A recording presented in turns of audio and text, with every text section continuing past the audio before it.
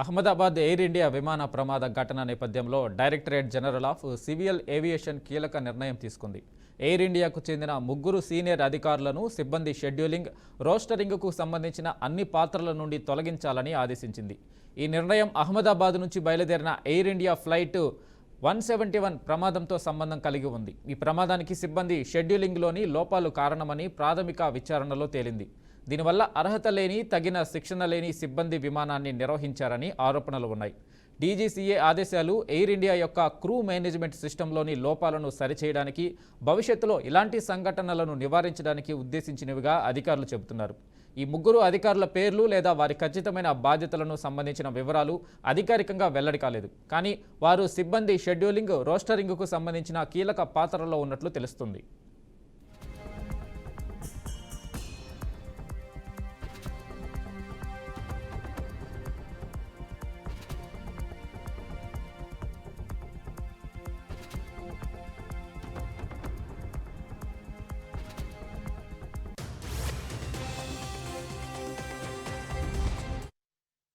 దీనిపై మరింత సమాచారం మా ప్రతినిధి నాయుడు అందిస్తారు. నాయుడు, చెప్పండి, డీజీసీఏ ఏం చెప్పింది? ఫ్లైట్ యాక్సిడెంట్కి గల కారణాలు, తాజా అప్డేట్స్ ఏంటి? Thank you Venkatesh. ఏదైతే ప్రపంచవ్యాప్తంగా మొత్తం అంతా కూడా షాక్ గురి చేసిన ఘటనగా ప్రధానంగా చెప్పుకున్నట్టయితే కనుక గత వారంలో జరిగినటువంటి ఎయిర్ ఇండియా విమానం సంబంధించి అయితే మాత్రం చెప్పుకోవచ్చు. ఎందుకంటే ప్రధానంగా చూసుకున్నట్లయితే సుమారుగా 272 మంది వరకు కూడా దీనిలో ప్రాణాలు కోల్పోయినట్టుగా కూడా మనకి ఇప్పటికే సమాచారం ఉంది. అయితే దీనిపై అయితే మాత్రం ఇప్పటికే కేంద్ర ప్రభుత్వం కూడా దీనిపై ఒక కమిటీని కూడా వేసిన పరిస్థితి అయితే ఉంది. అయితే ఈ కమిటీ నేపథ్యంలోనే అదేవిధంగా చూసుకున్నట్టయితే ఇటు డీజీసీఏ కూడా ఇప్పటికే చూసుకున్నట్టయితే కనుక దీనిపై పూర్తి స్థాయి విచారణ చేపట్టిన పరిస్థితి కూడా కనిపిస్తుంది. అయితే దీనిలో ఎయిర్ ఇండియాలో ఉన్నటువంటి లోపాలను అయితే మాత్రం వీళ్ళు వెతికినట్టుగా కూడా తెలుస్తూ ఉంది. ఎందుకంటే గతంలో ఎయిర్ ఇండియా ప్రభుత్వ అధీనంలో ఉన్నప్పుడైతే చాలా చక్కగా పనిచేసేదని కూడా తెలుస్తూ ఉంది. అయితే ఎప్పుడైతే ఇది టాటా సన్స్ చేతికి వెళ్ళిన తర్వాత అయితే ఇందులో చాలా వరకు లోపాలు ఉన్నట్టుగా కూడా పసిగట్టినట్టుగా కూడా తెలుస్తూ ఉంది. అయితే దీనికి సంబంధించి ఇప్పటికే ఏదైతే డ్రీమ్ లైనర్స్ గా చెప్పుకున్నటువంటి ఎయిర్ ఇండియాకి సంబంధించినటువంటి ఫ్లైట్స్ లో అయితే కనుక టెక్నికల్ ప్రాబ్లమ్స్ వల్ల కేవలం మానవ తప్పిదంగా కూడా ప్రధానంగా చూసుకున్నట్టయితే కనుక దీనిలో ప్రధానంగా మనం చూసుకున్నట్టయితే కనుక దీనిలో షెడ్యూలింగ్ కి సంబంధించి లోపాలే ప్రధాన కారణంగా కూడా అయితే వీళ్ళు ప్రాథమిక విచారణలో బయటపడినట్టుగా కూడా తెలుస్తుంది. అయితే దీనిలో అర్హత లేని, లేదంటే తగిన శిక్షణ లేని సిబ్బంది విమానాన్ని నిర్వహించారంటూ కూడా ఆరోపణలు ఉన్న నేపథ్యంలో దీనిపై కూడా పూర్తి స్థాయిలో ఒక లోతైన విచారణ జరిపించాలంటూ కూడా చెప్తున్న పరిస్థితి అయితే ఉంది. అయితే ఈ ప్రాథమిక విచారణలో బయటపడినటువంటి ఈ లోపాలను సరిదిద్దుకోవాలంటే ముందుగా ఎయిర్ ఇండియాలోని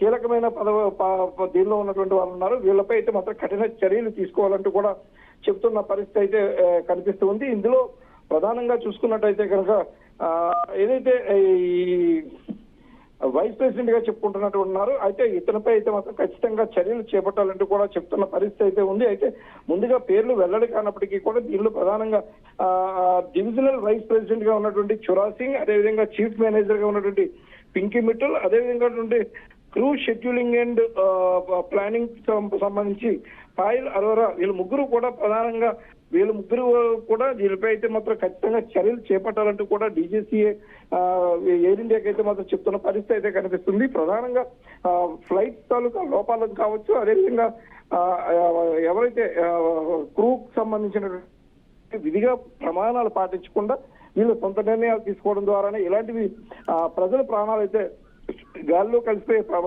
ప్రమాదం ఉందని, అదేవిధంగా చూసుకున్నట్టయితే కనుక గత కొన్ని రోజులుగా చూసుకున్నట్టయితే కనుక కంటిన్యూస్ గా ఎయిర్ ఇండియా ఫ్లైట్స్ లో అయితే కనుక సాంకేతిక లోపాలు అనేవి తరచుగా బయటపడడం కూడా ఇందుకు ఒక కారణంగా కూడా చెప్తున్నారు. అయితే ఏది ఏమైనప్పటికీ కూడా ఎయిర్ ఇండియా విమానాల్లో ఇలాంటి సాంకేతిక లోపాలు బయటపడడంతో అయితే కనుక వీళ్ళ ముగ్గురుపై అయితే ఖచ్చితంగా చర్యలు చేపట్టాలంటూ కూడా డీజీసీఏ ఆదేశించింది. అయితే డీజీసీఏ ఆదేశాలను ఎయిర్ ఇండియా ఎంతవరకు పాటిస్తారన్నది పక్కన పెడితే కనుక ముందుగా అయితే మాత్రం వీళ్ళ ముగ్గురుపై కనుక చర్యలు చేపట్టకపోయినట్లయితే కనుక రానున్న రోజుల్లో ఎయిర్ ఇండియా ఇంకా పెద్ద మొత్తంలో మూల్యం చెల్లించుకునే ప్రమాదం ఉందంటూ కూడా డీజీసీఏ కూడా చెప్తున్న పరిస్థితి అయితే ఉంది. అయితే ఎయిర్ ఇండియా వీళ్ళపై ముగ్గురుపై చర్యలు ఎప్పుడు తీసుకుంటారన్నదాన్ని అయితే మాత్రం వేచి చూడాల్సిన పరిస్థితి అయితే కనిపిస్తుంది. డీజీసీఏ ఆదేశానుసారం వీళ్ళు ముగ్గురుపై చర్యలు చేపట్టినట్లయితే కనుక ఈ ప్రమాదమే కాకుండా రానున్న రోజుల్లో పెను ప్రమాదాలు జరగకుండా అరికట్టేందుకైతే ఖచ్చితంగా దోహదం చేస్తుందంటూ కూడా వ్యాఖ్యానిస్తున్న పరిస్థితి కనిపిస్తుంది వెంకటేష్. అయితే నాయుడు, శిక్షణ లేని సిబ్బంది అంటే ఎలా గుర్తించడం ఏదైనా జరుగుతుందా? డీజీసీ ఆ విధంగా ఏమైనా చర్యలు తీసుకుంటుందా? ఇంకా ఆ శిక్షణ లేని ట్రైనీ సిబ్బందితో ఇలాంటి ఫ్లైట్కి సంబంధించి ప్రికాషన్స్ తీసుకుంటున్న నేపథ్యంలో ఆ ట్రైనీ సిబ్బందికి మీద ఏమైనా దృష్టి పెట్టే అవకాశం ఉందా? అంటే ప్రధానంగా మనం చూసుకున్నట్టయితే కనుక ఇక్కడ ఏదైతే క్రూ మెంబర్స్ ఉన్నారో క్రూ మెంబర్స్ సంబంధించినంత వరకు అయితే కనుక ఖచ్చితంగా వీళ్ళు ఎక్కువగా భారీ స్థాయిలో 10,000 పైన గంటలు ఎక్స్పీరియన్స్ ఉన్న వాళ్ళని మాత్రమే ఇటువంటి ఇంటర్నేషనల్ ఫ్లైట్స్ సంబంధించి పైలట్స్ గా కూడా పంపించే అవకాశం ఉంటుంది. కానీ వీళ్ళు చూసుకున్నట్టయితే కనుక మొన్న ప్రాణాలు కోల్పోయినటువంటి పైలట్స్ చూసుకున్నట్టయితే కనుక 8,500 నుంచి 8,600 గంటలు మాత్రమే ఈయనకి ఎక్స్పీరియన్స్ ఉందంటూ కూడా వీళ్ళు పేర్కొనడం కూడా చూస్తుంటే కనుక మనకు అంటే వీళ్ళు డీజీసీ చెప్పిన దానికి కూడా కొద్ది అనుమానాలకి మనం దోహదపడుతుందని కూడా చెప్పుకోవచ్చు. ఎందుకంటే ప్రధానంగా సుమారుగా వీళ్ళు 30,000 పని గంటలు ఎక్స్పీరియన్స్ ఉన్న వాళ్ళని మాత్రమే ఇటువంటి ఇంటర్నేషనల్ ఫ్లైట్స్ లో కూడా వీళ్ళకి ఎక్కువగా పంపిస్తూ ఉంటారంటూ కూడా కొంతమంది నిపుణులు చెప్తున్న. అయితే ఇది తక్కువ సమయం ఫ్లయింగ్ ఎక్స్పీరియన్స్ ఉన్న వాళ్ళని కూడా వీళ్ళు ఇటువంటి వేట్లు ఉపయోగించడం ద్వారా చూసుకున్నట్టయితే కనుక వీళ్ళు తక్కువ ధరకు అంటే తక్కువ జీతాలకు తక్కువ దీనికి రావడమే దీనికి కారణంగా చూపిస్తున్నారు. అయితే దీనిలో అయితే లోతైన విశ్లేషణ జరిపితే తప్ప ఇందులో అంటే ఎవరు ఎంత ఎక్స్పీరియన్స్ ఉన్నారు, లేదంటే ఎందుకు ఇలాంటివి జరిగాయి, ఏ పొరపాటు వల్ల ఇటువంటివి జరిగాయి దాని అయితే ఖచ్చితంగా ఉంటుందని అందుకే డీజీసీ అయితే మాత్రం ప్రధానంగా చూసుకున్నట్టు ఇటు రోస్టర్ కావచ్చు, లేదంటే ఇటు అన్ట్రైన్డ్ అన్స్కిల్డ్ ఉన్నటువంటి ఎక్స్పీరియన్స్ లేని వాళ్ళని ఇటువంటి వాటిల్లో వీళ్ళు ఎలా ఏ విధంగా పంపించారు అన్న దానిపై అయితే ప్రధానంగా కూడా చెప్తున్న పరిస్థితి అయితే కనిపిస్తుంది. అయితే ఎవరైతే డివిజనల్ వైస్ ప్రెసిడెంట్ ఉన్నారో మెయిన్ అయితే ప్రధానంగా డివిజనల్ వైస్ ప్రెసిడెంట్ నే మెయిన్ గా కూడా వీళ్ళు బూచిగా చూపిస్తున్న పరిస్థితి అయితే ఉంది. అదేవిధంగా చూసుకున్నట్టు చీఫ్ మినిస్టర్ పింకీ మిట్టల్ కావచ్చు, అదే క్రూ షెడ్యూలింగ్ సంబంధించి కూడా పాయలదారు వీళ్ళు ముగ్గురు కూడా కీలకంగా ఎయిర్ ఇండియాలో వీళ్ళే కీలకంగా ఉన్నట్టుగా కూడా తెలుస్తుంది. అందుకే వీళ్ళని ఖచ్చితంగా ముందుకు తొలగించినట్లయితేనే ఎయిర్ ఇండియా బాగుపడుతుందని, అదేవిధంగా చూస్తున్నట్టయితే కనుక ప్రజల ప్రాణాలకైతే మాత్రం మనం ఒక భరోసా ఇచ్చినట్టుగా కూడా ఉంటుందంటే కూడా డీజీసీ ఆదేశాలంటే చెప్తున్న పరిస్థితి కనిపిస్తుంది. Thank you Naidu.